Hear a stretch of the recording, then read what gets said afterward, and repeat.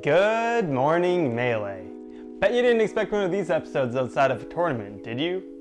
My name is Kevin Dhir, and I'm your host for the Good Morning Melee show. I'm hoping to do this on a more regular basis moving forward, and highlight ongoing events in the community while continuing to bring you dope interviews with members of our community. I've got a really special interview planned for today. I guess I say that every time, but every interview is just so special. I guess it's kind of a testament to how many amazing people we have in our community. I guess they're all really special. I plan to do this on a weekly basis, but I'm still working out on when it'll happen each week and whatnot, so bear with me as I figure out this whole content creator thing out. We'll be broadcasting live in the mornings on twitch.tv/GalintGaming, and the video will be posted to the Galint Gaming YouTube afterwards. Check it out if you haven't already. We've got all of our previous event VODs and content being shared there. We're a pretty brand new brand, so it would mean a lot to me if you followed our socials. Alright, let's kick it off with a recap of this past weekend's event. It is January 14th, 2021, and we're hot off an incredible weekend of Melee that took place at the Galint Melee Open. Warning, I'll be spoiling the top 8 if you somehow haven't seen it already. In that case, head to our YouTube and watch it now. What an insane top 8. There were so many intense sets and such high level gameplay brought to us by the magic of Slippi. Thanks CP for this amazing top 8 video.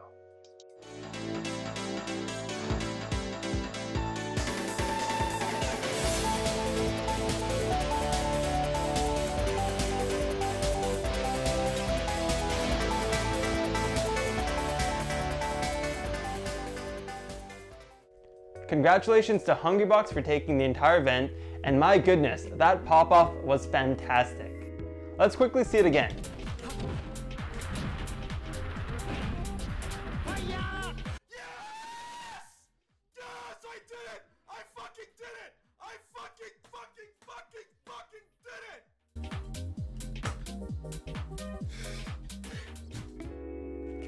There was some insanely good Melee play this weekend in the double elimination singles bracket, but in addition, the event featured a competitive ladder side event as well as a show match component.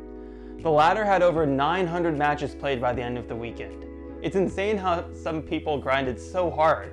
For instance, LSD and SFAT both placed top 3 in their respective region ladder as well as top 8ing the entire event. Both players went undefeated, with LSD scoring an impressive 15-0 record, dropping only one game the entire time.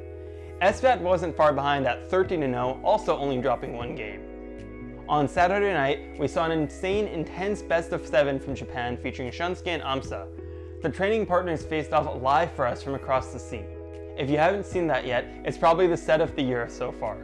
The highest level Fox Yoshi gameplay we'll ever see and we've ever seen. I don't want to spoil the fun, so go ahead and check that as well as the Mango Zane show match on YouTube. Alright, that's enough talking about the past. Let's talk about the future. Unsurprisingly, there's a ton of fucking tournaments going on thanks to Slippi. It's hard for me to highlight all of them, so before I go forward, I'd love to plug the Melee Online Discord. It's an incredible place for players of all skill levels, and all community members should make their way into there. You can always find great players to play with and an up-to-date tournament listings channel.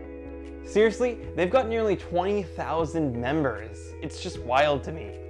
I'll likely just try to focus on announcing majors and new big announcements in the community going forward, and trying to specifically highlight stuff happening in the next couple of days. What I'm hyped about is the recent announcement of the return of Rollback Rumble, a weekly series for players on the West Coast. Jade, Homemade Waffles, and their crew are doing an exceptional job running these dope events, so if you're on the West Coast, this is an event you don't want to miss this coming Friday night. If you're looking for an even bigger event to watch or compete in, we've got the Frame Perfect series happening online this weekend, hosted by Mutaking. Every Monday, we've also got the Training Mode tournament. That's right, it's no longer just Training Mode Tuesday.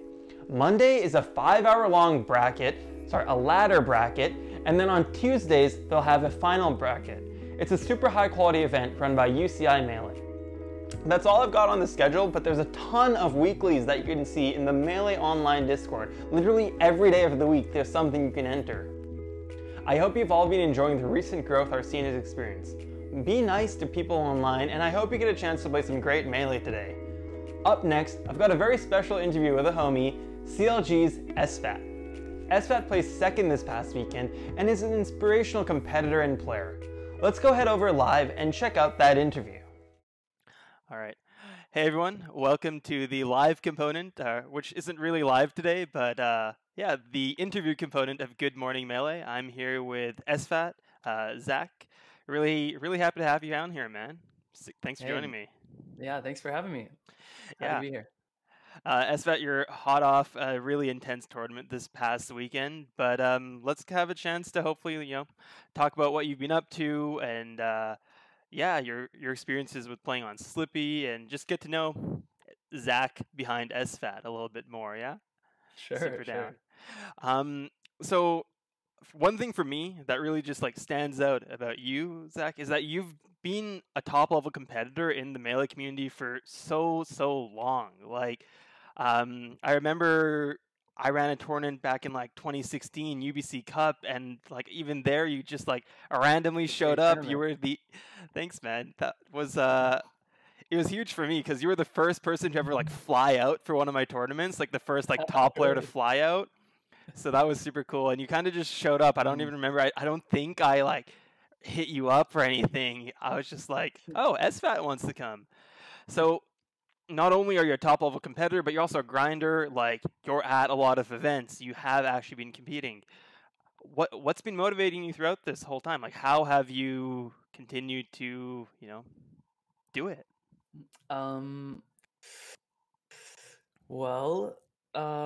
Recently, I don't know. Shoot, I don't know where to start. I guess like back when I first started making a blip on the NorCal PR ranking. When was that?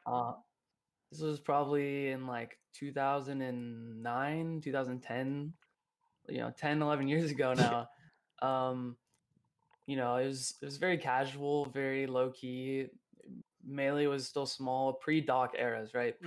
Pre original doc eras. And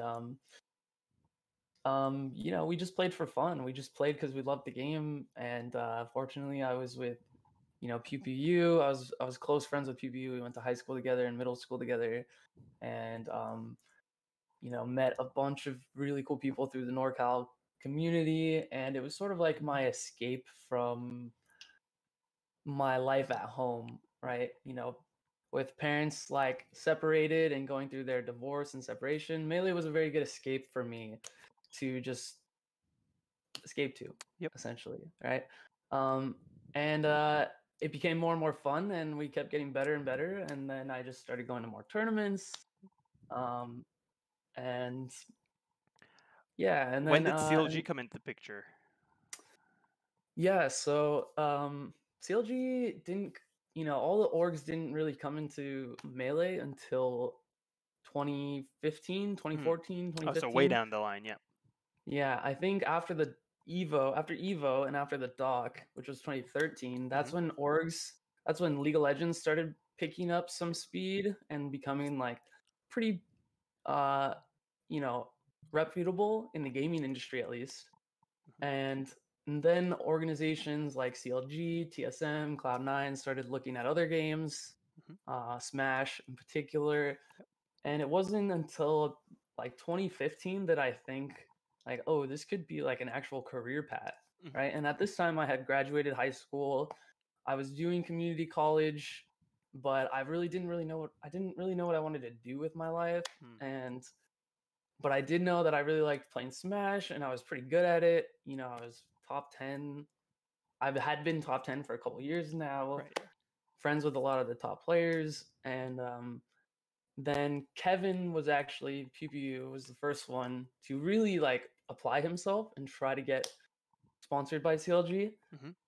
And then I was like, I want to do that too. And it wasn't really CLG that I was shooting for, but it was just any org. I made like a resume. I sent DMs to all these orgs. Like I didn't really know what I was doing, but I tried to, make myself visible. So you took the initiative there, eh? That's really interesting to hear, because I think these days, like with the way esports has gone, there's people like nowadays, like if you're a top player, generally there are people scouting, but I think it's really important for people to know, like back then when it was like more of a grassroots things, like people like you were grinding, and a part of your grind to become a top player was like getting a sponsorship and putting together a resume and reaching out and stuff.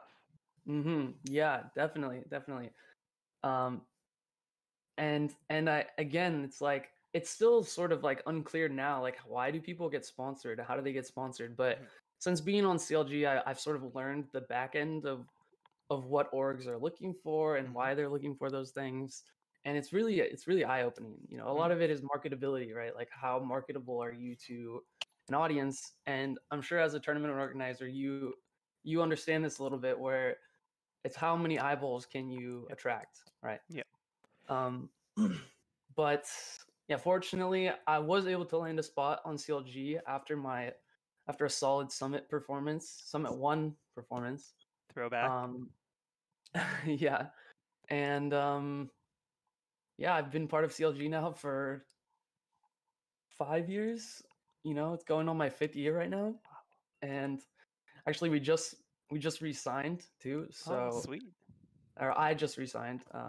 You know, Kevin and Bobby also re-signed too. We all have our own contracts, but yeah, very exciting, very exciting. So these past 5 years while you've been on CLG, have you been doing esports and professional Smash full time as well as streaming, or have you also carried a day job or gone to school? Yeah, I put school on hold for a little bit because I figured I really didn't know what I wanted to do. I had this esports opportunity and I thought it was kind of like a once in a lifetime opportunity. So I just went for it. Got on CLG and school was just kind of on hold for a while. Um, I actually lived at the CLG house. We had like a gaming house for a while, and I lived with a bunch of the league people and some staff, and like that was a really cool experience. Yeah. Like, you know, most people go to college. I went to a gaming house Yeah. for my college years. Um, and yeah, I don't know. It's been great. It's been wonderful. And then I moved in with a bunch of smashers, you know, Mike Hayes, Hugs, Vish, and Familiar with the Smash that, House? Yeah. yeah, that was really awesome too. Lived there for a few years. But you know, towards the end, while I was living at the Smash House, I realized like I didn't really think I wanted to be in content. Like Hmm. content really isn't something that I think, not only is it like not one of my strong suits, but it's just not something that I want to pursue Hmm. strongly. I have other interests. Like I've been playing this game for 14 years and there are other things in life that interest me and that I want to explore. Yep. So uh, I did go back to school and I just took it slow for a little bit and then applied to a university and started at UC Davis last year or Oh, during the fall of 2020. that's So awesome, man. Congrats. What are you mhm, studying? That's awesome to uh, hear. yeah, I'm studying psychology with a statistics emphasis. Awesome. Is your hope to apply that to esports, or did you want to just take it in another direction, keep that kind of separated? Because I know out of all the players that I like follow, like you're the most about like mindset, and you do a lot of work on your Mhm. mental and like the psychology, I guess, of Melee. Are you trying to find an overlap there? Yeah, I mean, I really enjoy the the cognitive performance of an athlete, like performance abilities. Hmm. But I'm still not really sure where I want to go right now. I'm kind of going with the flow and seeing where it takes me, where my interests take me. But you know, I still Smash is still really important to me Hmm. because it's an outlet for me in a lot of ways. When things become too stressful, you know, Smash has always been there and it always will be there. And now with Slippi, things are even more accessible. Like I don't know, we're in such a nice era of Smash right now. You know, it would be foolish to stop playing. So That makes me really really happy to hear. And I know even now, like throughout the Slippy era, you've consistently been competing and playing, to my knowledge. Like I see your streams pretty often lately, tons of doubles with Mango, um, mhm. and yeah, competing in tournaments like the Galint Melee Open. So now that you're back in university, right? And you are presumably, I guess you're not really meeting your peers in person due to the current pandemic going on, but you're meeting your peers. Do you feel like from these past couple of years as a pro Smash Bros player, you have developed like what kind of skill sets has being a top level athlete or competitor developed for you, or tools that you feel like, you're able to bring to the table or really garnered from that? Yeah, I mean that's a great question. I think for one, like Smash sort of taught me a lot about discipline, like Mm, how there was a time period where I wanted to be number one in the world and win like every single event, and the amount of dedication and sacrifice it takes to practice day in and day out and study VODs, uh, just that whole disciplinary mindset and growth mindset, the willingness to fail, mm-hmm, and be okay with that, and then learn from your mistakes. Like I feel like Smash has taught me all of that, and mm, not only that, but like working with a team, right? So me and Kevin, not only just in the game, but outside of the game too, working in a team atmosphere, checking up on people, collaborating. Um, I think all of those things have been so essential that I've learned over the last few years. Luckily, I mean, I'm fortunate enough to have been doing it with my best friends, mm-hmm. people I grew up with. Um, but nonetheless, I think those are a few of the skills that I've been able to garner. That's really awesome. Um, in some sort of alternate universe, like if you could, when you made that decision to go to the CLG Smash House, Hmm. knowing what you know now, I guess, would you choose the same path, or is there some other path you've always been like, maybe I would have wanted to have done that, or like, yeah, is there an alternate Hmm. universe SFAT who is like a pro League of Legends player, is a professor at a university, like what's alternate universe SFAT? Yeah, I mean, I think a lot of people probably have thoughts like that where they think, oh, I could have done this or I could have Mhm, done that, if I didn't do this. But mhm, at the end of the day, you've done what you've done, and you can only move forward, right? mhm, So wallowing on, I would have done this. I try not to think about it too much because there's nothing I really can do about it now, mhm. and I can only move forward, right? So um, I I I'm happy with the decisions that I've made, and ultimately, I can only improve my future and not really change my past. That's Um, I will say though that like if if I could go back in time and tell myself sort of like how to be a better competitor or a better essentially content creator, I would tell myself like you're not just signing up to play Smash, mm, you're signing up to also create content. right. And like here's how to make really good content. Or like, here are the steps to make content. And this is essentially part of your job too, or it should be at least. Yeah, I think that's really important to know. I know, like, as we've seen some players like climb into popularity as like really good, like skill wise, people are always like, why is this player not sponsored? Why is that player not sponsored? A lot of people are like, somebody should just sponsor this guy, but I don't think they understand what you just explained is that it's so much more than just being good at Melee. Like if Mm. a team is going to invest in you, and so that kind of speaks to the ecosystem that we have right now in esports and the ecosystem of Smash, which is probably the next thing I'd love to like hear your takes on right now. Slippi is amazing right now and is opening up so many doors. The very fact that we can be running the level of competition that we do from the comfort of our homes entirely like, disconnected is dope. No doubt. What are some things you think aren't happening enough, or you'd like to see more of, or change in our Smash ecosystem going forward? Hmm. If anything comes to Um. mind.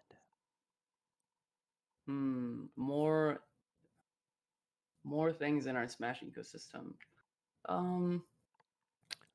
I have to think about this one for a second No here. worries, no worries. Take your time to think about it. Or if you want to just tell me about like some really cool stuff that you're like really excited about in our like. What are you excited about then with Smash? Like Smash is not going away, and we're getting bigger and bigger right now, right? Like Mm. this past weekend with GMO, for me it was just crazy to see the viewership numbers. Like we had like 4 times or 5 times as many million minutes watched for this event as we did for Battle BC 3, which is just crazy to me. Sweet.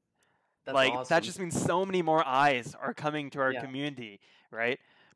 Yeah. Yeah. How do you think we can continue growing on this? Like what are you stoked for in Melee then? Yeah. Well, I guess like the biggest thing that I'm excited for in the upcoming months is for ranked Slippi, because that's gonna open up a lot more opportunities for streamers, like Smash streamers, and content availability, and also like I don't know, it will sort of almost feel like a it will finally feel like a tier 1 esport in the sense that, League and Counter-Strike and Dota, they've had these ladders and ranking systems, right? And you were able to sort of judge how good you are based off other people. But in Smash, it's very arbitrary. I mean, like there are certain skill levels where you're like, wow, this guy is way better than this guy, right? But all of our rankings in the past have been very subjective, panel oriented, mixed with results.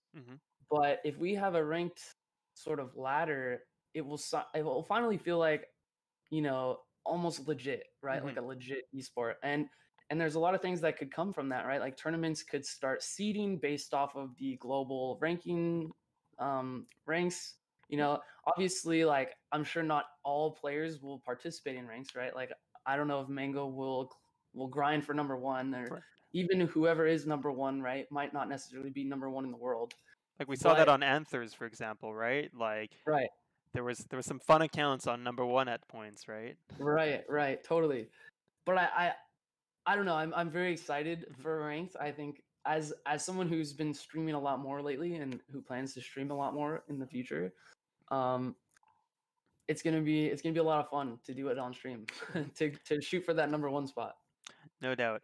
Yeah, I think having it organized in the way we do and having like a back end to the ranked, it's just going to be super cool. And it's a really important piece of infrastructure that our community has lacked. So I'm really stoked for that. Speaking of other new Slippi features, Doubles has been out for a minute now, and I see you've been really enjoying that. I've been having a great time playing Rollback Doubles as well. You are known as one of the best doubles players in the world, period. I think you've written like books on doubles at this point, right? Between you and PPU. Yeah. Probably could, yeah. Honestly, what drives you with doubles? I know like a lot of viewers and people who are getting into Melee now aren't as like familiar with doubles, but like for me, every big tournament you could catch me like, playing friendly doubles with people on the side, right? Yeah. What drives you with doubles, and like what do you want to see happen around doubles? I think doubles, I just have a lot of fun playing doubles, and I think anyone who plays doubles and gives it an honest shot, will also find a lot of joy out of it. It's more inclusive, and honestly, like the fun for me comes from working with my teammates, making calls, being on the same page, being like a one cohesive person, basically. And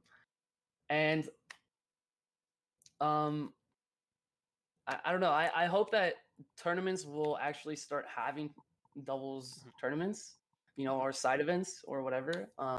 Like that would be a lot of fun. I have yet to play people on the East Coast or even out of the country. I don't know how the connection would be. I've only really played people in California right now, but nonetheless, like I think doubles, there's just so many more variables to take in, and I know not everyone finds joy in more chaos, but I do. So I hope to see more people playing doubles and more people getting involved with doubles. No doubt, dude. Doubles is super fun, and I'd love to run doubles in the future, just once it's properly integrated into like main Slippi client and stuff. That's awesome. While we're on the topic of like talking about the game, so yeah, you have been at the top level of the game for, we were talking, 10 to 11 years your career has continued so far. How have you stayed on top as a competitor? Like, how do you improve at the game? How are you dealing with that? Like, it must be so hard. The game's continuing to advance. Like, SFAT 5 years ago, if you watch his VODs, does it look the same? Like, No, I mean, I don't know, parts of it probably, but I always feel like I'm a different person. I'm sure a lot of my opponents would probably say I have a lot of the same habits, but um, I don't know, it comes and goes, right? Mhm, Like the motivation to get better comes and goes, but it's about like the habits that you ingrain in your mhm, practice that sort of stick. mhm. So even when I don't feel like practicing, I do it anyway. Yeah. And having like a system or a like support system like Bobby, Coach Bobby, or Kevin, or just a group of friends who are also involved in Smash, like it's very easy to continue to play because if we're gonna hang out, like we might as well play Smash. Like it's just a very group oriented game that we're all into. Um, and and seeing these new players, like it's really inspiring to see how far they can take it and to push myself even further based Mhm. off the new things that I'm learning from them. That's really awesome. That's actually a really, really cool answer to that. And I'm also, it's really awesome to see because, yeah, you can clearly tell. And like, as I said, the game has been advancing and SFAT's been advancing.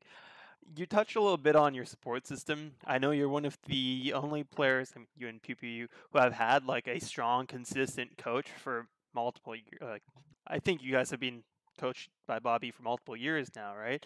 Hmm. What are the biggest things that has been able to really open up for you? Because I don't imagine, 11 years ago you told yourself you're gonna have a professional full-time coach, for getting you better at Smash. How does that work? How does our like Yeah, coaching relationship work? what does your relationship with Bobby look like? Like, what do you guys do to help you improve at Smash? Yeah, so right now we're sort of on the off season, so Hmm. we're sort of chilling. I mean, granted, I've been playing a lot. I'm not very good at taking breaks when Hmm. I need to be taking breaks. Um, but but generally when there's a lot of tournaments going on or we're not in the off season, we're meeting at least once a week and to do VOD review or talk about what we're going to practice for this week, what we're going to focus on, what matchup we're focusing on, what players we're focusing on. And we take a lot of notes. Like we have tons of notes on either frame data or percents or players. And so it makes it easy when we do take these extended breaks Hmm. that coming back to it, it's not like we're starting from ground zero, Right. right? We've built this sort of very strong foundation of game knowledge and also like practice habits Hmm. so that jumping into it, it's not as hard. Right. But also, again, Bobby, he didn't go to middle school with Kevin and I, but he did go to high school with us, and so we've known him for a very very Right. long time, and we've had a very interesting relationship balancing coach with best friend, Hmm. and there have been a lot of fights and a lot of arguments, but we always seem to come on top of it, Hmm. and we're every year we're getting better and better about um not necessarily separating the two, but balancing them. Right. So it's great. I'm very fortunate to have Bobby, and I definitely don't think I would be where I am without him. It's really, really awesome to hear. I know that let's jump back into, actually the game in this past weekend then with the Galint Melee Open. I know that you had a really sick winners run going, and then you had your winners final set with Hungrybox, and then you had to wait in losers then, and you were waiting for Hacks versus Aklo. The winners final set was tough, and I can only imagine how you'd be feeling after that. And I want to hear more then, because I know you tweeted out that you had a really good conversation with Bobby between Mhm. end of winners finals before losers finals and then into grands. Like, how do you reset? How did you ground yourself and like recalibrate after winners finals to stay on point when you had to make your losers finals match, and then going into grands as well after how the last match had gone? Yeah, so a really big concept we've been that Bobby introduced last year, towards the end of last year, was this idea that we can only control our response to an event, right? So event plus response equals outcome, and we can't control the outcome and we can't control the event. No matter how much we want to win, we can't control whether we want to win or not. And whatever is happening, we can't really control what's happening. We can only control how we respond to what's happening to get a particular outcome. Mm-hmm. And so this mindset of sort of response oriented mindset has been what we've been practicing for the last 6 months or so. And so like, instead of like being upset and like getting mad and tilted after getting 3-0'd, like getting pretty destroyed by Hungrybox in winter finals, instead sort of like took some time, cooled off a little bit, went outside, sort of like let all the thoughts out of that set that I was thinking, like, oh, I should have done this. Mm-hmm. I thought that we had come prepared, but obviously we were missing some key components in the matchup. But I had to quickly shift to Fox Dittos, right? Mm-hmm. Because I was going to fight either Aklo or Hacks, and there wasn't a lot of time to sort of make that shift either. So I had to really like empty out everything from Hbox as much as I could, play the Hacks set, which was very close. It was intense. Very last stock, last hit. And with an East Coast to West Coast connection, it wasn't the cleanest set either, but nonetheless. And then before I played the Hbox set, we took 5 minutes, and Bobby just sort of broke down what his observations were in the matchup and what I needed to tweak. And it wasn't a whole lot. It was just a couple game plan changes, and they were extremely helpful. And it was just like last stock, game 5. Yeah. Really wanted that reset, and I think next time, like, we got it for sure. Yeah, honestly, just watching the difference in your play between that winners final set and that grand final set, like, you really did reset something and you approached it differently, because it was incredible. So yeah, I mean, you took that first game like really well, from what I remember when I was cutting the VOD the other night. But yeah, Yeah.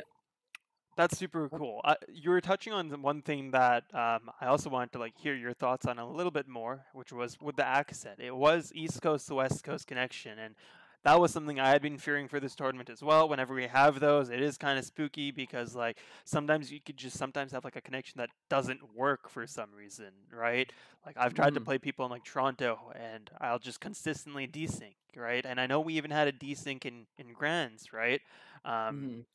So how have you felt about the approach tournaments are taking right now to running national level events? And would you rather have these high quality nationals that are pushing for coast to coast as like their top 8s and their top 16s, or would you prefer if competition was just staying in a more regionalized area?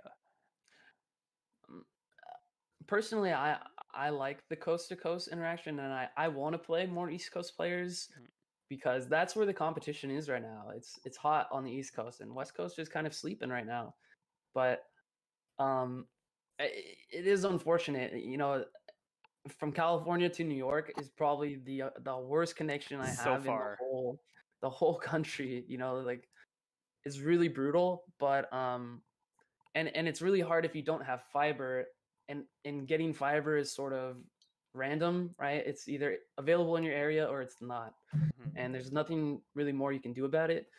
But unfortunately, I am getting fiber, or I'm moving back to an area that does have fiber pretty soon, so I'll be less concerned about it personally, and I'm excited to actually have hopefully cleaner sets with a lot of these guys like IBGW, Hacks, and Hbox, and Zane. But I, you know, as a spectator, I think having these coast to coast games is really important. But I also understand from the players' perspectives, it is ugly and it's not the greatest and it's not the most fun. But again, like ultimately, you can only control what you can control, right? So,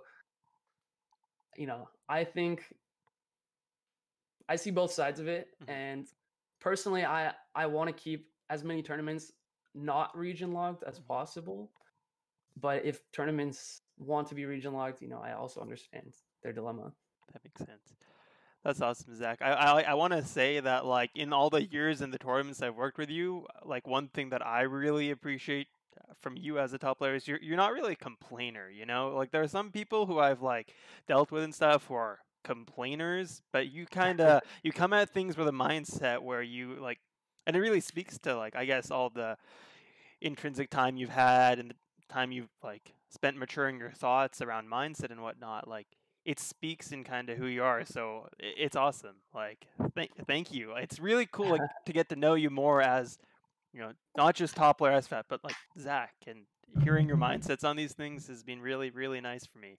And I hope the people watching really enjoyed that too. I am gonna start moving towards wrapping up here, because we're nearing half an hour now. But is there anything that you wanted to, what is the next couple months look like for SFAT then? Is there a way people can follow you better? Are you planning to be doing anything big, or just kind of entering what comes along? Yeah, I mean, I'm gonna be streaming a lot. I'm doing school right now, so I'm going through my quarter system. I've got about another year and a half until I'm done. And as someone who's 26 now, school is really easy. Like, it's tedious and it's work, but it's not very hard work. So that's why I think playing Smash is good for me. It keeps me busy, and honestly, like, being productive in multiple areas of my life is what makes me really good at Smash still, because when Smash was the sole thing in my life, I didn't have balance, and my Smash suffered. Like, I started dropping more and more in rank, and I wasn't getting better. I wasn't motivated to get better. But when there's a balance in my life, then I just have an overall happier life, and everything is better. But over the next few weeks or the next few months, I'll be streaming more on my Twitch, and pretty much just going to class and trying to survive out these last few months of the pandemic until we're all vaccinated, and hopefully it's gone. Hopefully life can go back to normal. Yeah, I'm really stoked for that normal to come back at any point now. Like, I'm getting tired, and I can imagine you are as well. But yeah, gotta just continue to troop through it, and yeah, the vaccine is starting to roll out, so that's really good news. I think we'll look back at this era of Smash, like, throughout the next, like, I don't know, future of Smash, and it's such a pivotal era, right, where we are getting new infrastructure that's changing the game entirely, and we are, the game is changing, and it's a really exciting time. It's such an example of, like, how resilient we are, right, as a community. Like, this game, it really cannot die. Like, no matter how many things are thrown at it, it will persist, and that just speaks to how good the game is, right? If like, Did you have to really love Melee? Like, you clearly really love Melee, and I think people need to know you have to really love Melee if you want to be at the level of SFAT. Like, if you don't love it, or even, just prominent in the community, like, if you don't love Melee. But yeah, I think actually one thing that I wanted to just touch on there is it's really cool to see casual Melee players being created right now because of Slippi. There, as I was saying, there's like 4 times as many people watching the event as we've had in the past, and Slippi, you can find players on unranked in an instant, right? Like, we are witnessing the birth of, like, the casual Melee player in a way that you could never do before, because you'd have to go to a tournament, and just the idea of going to a tournament as a casual player just doesn't seem right. Like, so it doesn't seem like too appealing. Mhm. So Yeah, because you have to leave your home. You might have to pay a venue fee. You know, you have to travel somewhere, right? Yeah. But if it's all within your home and you just have to install a couple things, get a controller, get an adapter, you know, it's becoming more and more accessible to PC players. So Yeah, that's excited. huge. Awesome, Zach. I just got the last question for you, the one that I've been Sure. asking to everyone that I'm probably going to change at some point because I don't love it. But like, what are the first 3 words that come to your mind related to Melee or to describe Melee?